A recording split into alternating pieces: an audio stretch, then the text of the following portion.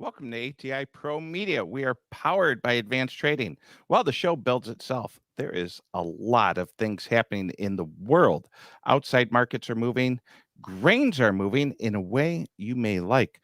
We have all types of stuff on the political front as we had a lot of coverage from Milwaukee. Interesting. I want to talk a little bit about that later in the show, how it's not just traditional media covering what's happening in the world. Some people are changing the future of media, and I think I experienced a little of that last night watching some clips. I do have Connor on the show with me.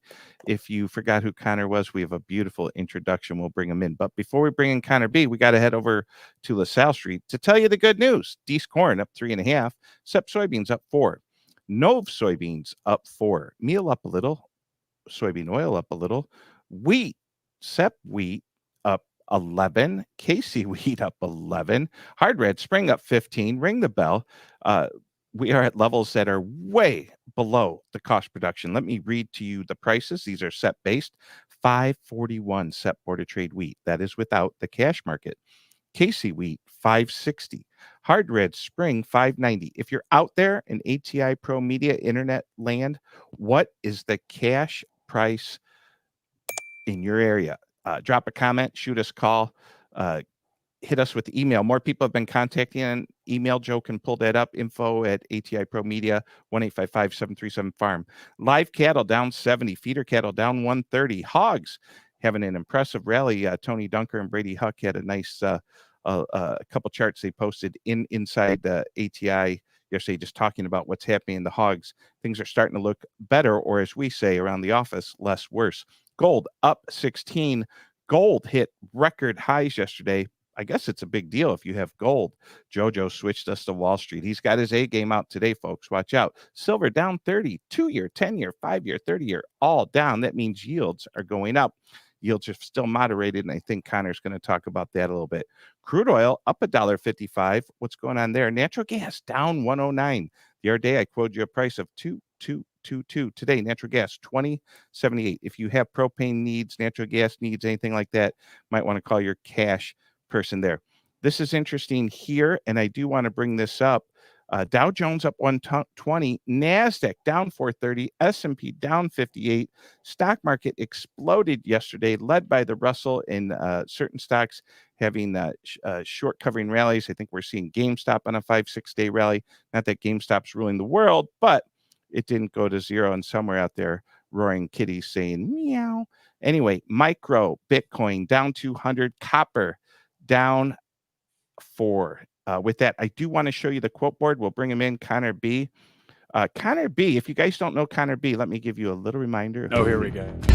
Connor Bridgman, Assumption, Illinois, contributor, ATI Pro Media.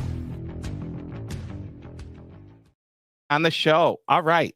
Real quick, Connor, I can't say I know why. I mean, I can see the rotation. We've had vicious rotation. But right here, folks, I just want you to keep your eye on this. Dow Jones up 140. 41,400 Dow. Look at this NASDAQ down 400. S&P, that's a way better a view of those are the 500 biggest stocks. NASDAQ, high flyers, Dow. Well, they keep changing who's in the Dow 30, so I couldn't even talk intelligently to the exact stock or basket of stocks that's making it up. But big rotation in the Dow out of NASDAQ. With that, the NASDAQ's really sensitive to interest rate moves, and we are going to almost full chance we're going to have an interest rate lowering. You want to bring that up, Connor, and go through the headlines? Well, and along those same lines, the Russell, you mentioned it when you were quoting prices. It's on an absolute rip, Tommy. I'm looking at the chart right now, and the Russell is going to be all the small cap stocks. Brady mentioned it to us yesterday, and it's continuing the run. And I think it's on the back of interest rates. And so when we see that, interesting thing, our friend PJ Quaid said this, Fed Watch, we had September rate cut was at around a 75%. It's now at 100%, right? So we're really looking for that rate cut. I think we've talked about on the show about how many rate cuts we're going to be, and that are we going to see one before the election? Right now, Fed Rate Watch thinks it's going to be 100%. And then along those same lines, we're seeing 30-year mortgage rates drop a little bit. Biggest decline in 4 months, drops to 6.87%. So we'll take it. Looks like, I think in the farm gate where you and I really hammer home managing money, right? If we can turn that grain into cash versus sticking it in the bin, we need to be thinking about those numbers. And so if we see interest rates come down, maybe we start thinking about maybe it does make sense to store grain and capture some carries, but time will tell there, Tommy. Yeah, we'll go through the numbers. You went through the numbers yesterday on premium. We won't talk about that yet, but I got to tell you, and I think today's theme will be that spreadsheets don't sell grain. I mean, 100% chance. Spreadsheets do not sell grain. I was looking at a friend I have, and he said, "Hey, we're starting a new this group, that group, spreadsheet group. Spreadsheets don't sell grain, folks." And we're going to go through more. But what's funny about that is what we do for premium yesterday. We whipped out a spreadsheet, but very specific. By the way, you had several compliments there, and we'll talk about that more. We're going to talk specifically about the spreadsheet industry in ag and how I think it fooled the farmer. Now, ultimately, you got to look in the mirror and take responsibility for your own grain. Spreadsheets did not sell grain for you. How do I know that? Because of the large carryout and the low price. You know who else knew that, Connor? The funds. The funds know more about the farmer than the farmer knows about the farmer. What else do we have for headlines, sir? Yeah, those are the two pop-ups we had. But along those lines, right? If we're going to be in bull in the market, what's the story, Tommy? It is how record short the funds are. If we see some export demand, if whatever story you want to have, these funds are going to cover violently, right? Think 2020. But that's the real question: is if we're thinking about the fund short, are we talking about the farmer long? And so, most in my area, most guys aren't equipped to carry any type of old crop, whether it's stored at the elevator, whether it's in the bin. They're not carrying that through September, October. And so are we going to see, right? Are we going to catch some rallies and see the sell off? We're seeing it in a small scale right now, right? D's corn opened up on the high 413. We're settling down to 410. We're seeing that sell off in the morning. And so it would be interesting to see going forward that give and pull in the next 2-3 months. Trust me, folks, no one like a rally more than us. We have our clients, the ones who like to hedge, in a good, solid position. By the way, if you're a Tom Grisafi advanced trading client, I want you to call me after the show. 2 reasons. We'll see who's a client watching. And 2, I have a very specific recommendation, something I want you to do based on what Connor B talked about yesterday. Let's talk about, Connor, your spreadsheet from yesterday, because apparently these things work miracles. Talk to us about this, my Well, friend. number one, not my spreadsheet. Nate Mangold sent me this. And the focus was crop insurance, right? Where is our floor on crop insurance right now, right? We've seen a big sell off. And so if we have our APH out there, depending on the coverage, right, are we close to the floor and where we're at on crop insurance? And I think what we came to figure out, Tommy, is that 85% coverage, if you're at your APH or you think maybe you're a little bit below it, yeah, we're looking right at that crop insurance floor. But guess what? The thing with crop insurance, it's a moving target. Hearing some really good yields, right? If we're 5-10% above our APH, that floor is going to move to the downside. And then you brought up a point, right? In North Dakota, if we're taking that if we're going a less coverage, 80%, 75%, that floor is still 20-30 cents below the market right now. And so similar story on beans, a little more dramatic. We're not quite to the floor when we're looking at it. So that was what the premium topics were. Yeah. All right, folks, here's what we're talking about today. Spreadsheets do not sell grain. We wish they did. And with all this AI, you think that all of a sudden magically, there has been a lot of talk that someday you're just going to hand over your bushels and through weather analysis, this analysis, AI, historical APHs, and everything else. A couple things that spreadsheets don't do. Connor B. Spreadsheets do not predict churros, right? Did I say that right? Derechos, you mean? Churros at the restaurant. Yeah, I was going to say churros are what you get for dessert at the carnival. The cinnamon sticks. Those storms were bad. Now we do have an internal email going on in advanced trading about how bad they are. I sent a picture of the tree that fell in my front yard, and I said we will rebuild. And it's costing me a lot to have that tree removed. But as we know, a lot better to pay someone to remove a tree than to remove it yourself, because we need to stay healthy to live stream. I think some people had some damage, no doubt. It's not funny at all. Thank God we have crop insurance in this country. Many many countries don't. But when it comes to spreadsheets, there are some phenomenal spreadsheets out there. And if you're out there and you say, I need this, call us, tell us what you need. We'll point you in the right direction to get you where you need. We have some internally at work. We have people who just, this is what they do for a living, right? And everyone's numbers are different. I think you brought up a couple good points before the show on spreadsheets don't predict hurricanes coming up from the Gulf. There's so many things they don't predict. They are a wonderful way of telling you what happened after it happened. Is that correct? Yeah, to me, it's getting analysis paralysis. And I got to preface this, Tommy. I'm a spreadsheet guy, right? If the family goes on vacation, I've got in a spreadsheet what we're going to do and stuff. But when we're using a spreadsheet to really track, right? I hear this from lenders, from different producers. You got to know where your break even is. You got to have it to a T. But my question is, if we're forecasting a break even, we don't know what yield is, we don't know what price is, right? It's a moving target, and that's how we should be looking at it, right? It's not this hard and fast number when we're forecasting them and we have no idea, right? If we're doing it in January, we have no idea what the next 9 months are going to bring. And so don't get the analysis paralysis. And that's what I see with some of these budgeting spreadsheets, budgeting software. Couple things your spreadsheet could help you do. You can put in what you're paying for the cost of money and then take that cost times what you owe and run a daily tally. I think it's very important for every producer to have a daily and a monthly tally of interest paid. When I look at, say, an auto loan, it says, or a home mortgage, it says principal, interest paid. As you go back and look at last year, next year, and the years to come, the amount of interest paid has tripled. Now, it's going to start to calm down per the CME Fed Watch and interest rates. It's going to calm down a little. If something triples and it comes down a little, it didn't go down to zero. Remember that. So because you used to pay 3% interest rates and then they went up to 9, now they're going to go down to 8 or 7.5. Still an elevated rate with the amount of money people are borrowing. There's so many things you can do productive in these spreadsheets. There's also so many things they don't tell you. My question to you, Connor, because you know brokers at other firms, we all know brokers at other firms. If every firm can do futures, options, and LRP, and every firm has these spreadsheets, why is the farmer not sold? Easy questions, full screen on Connor.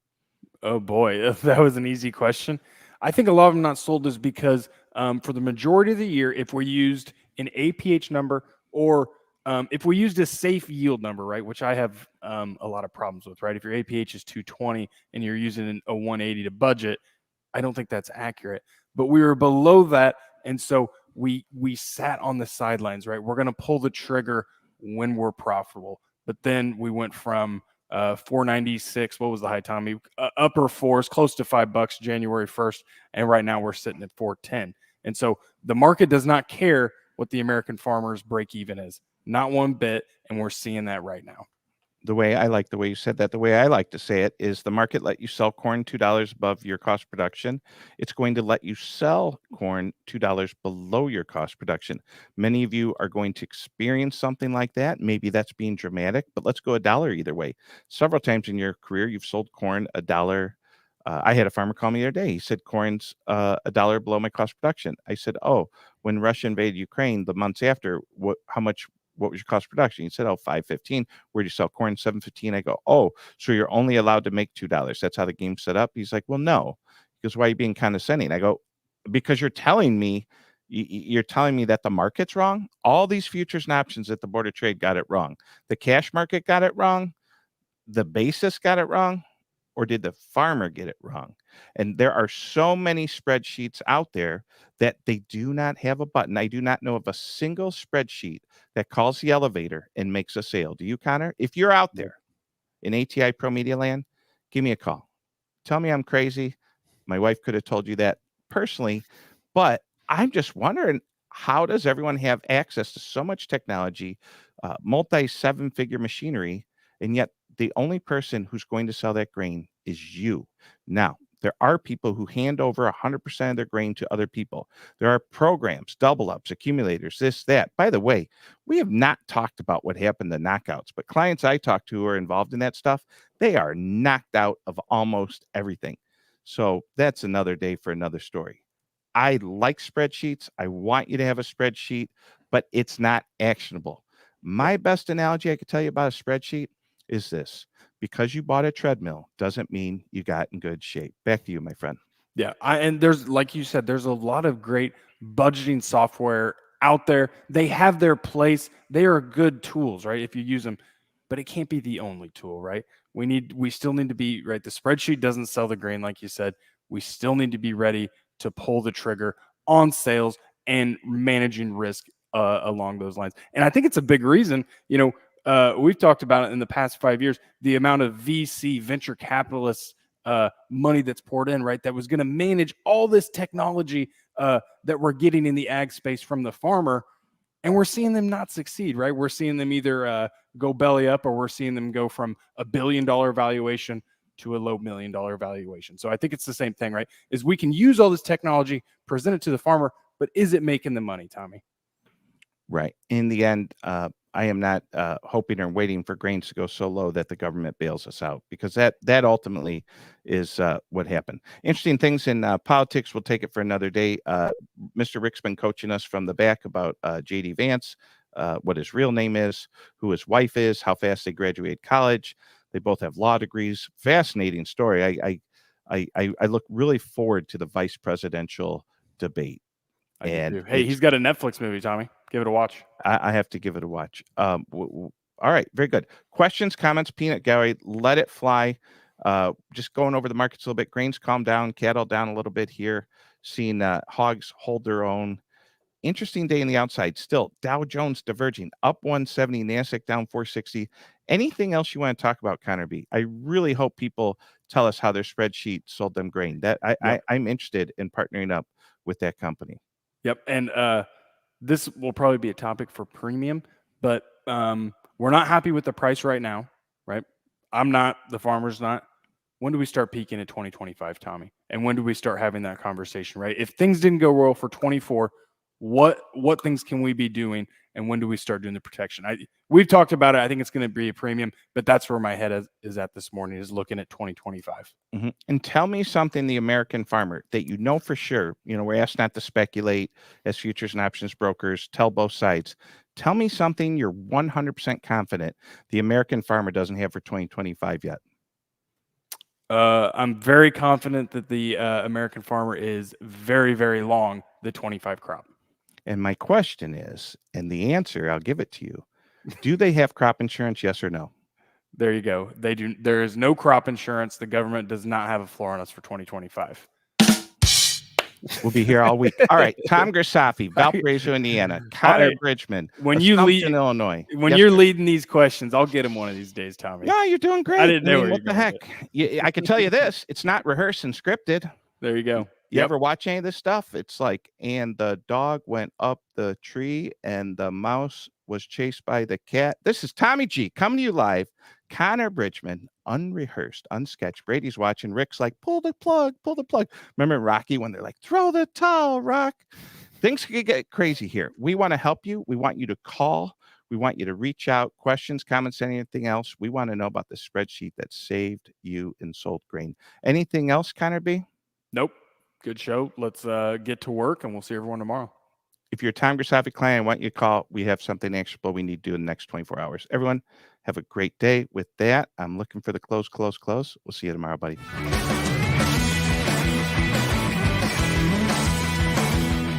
Thanks for joining us. We're here every day, 9 a.m. Central. Don't forget to like and subscribe. We'll see you next time.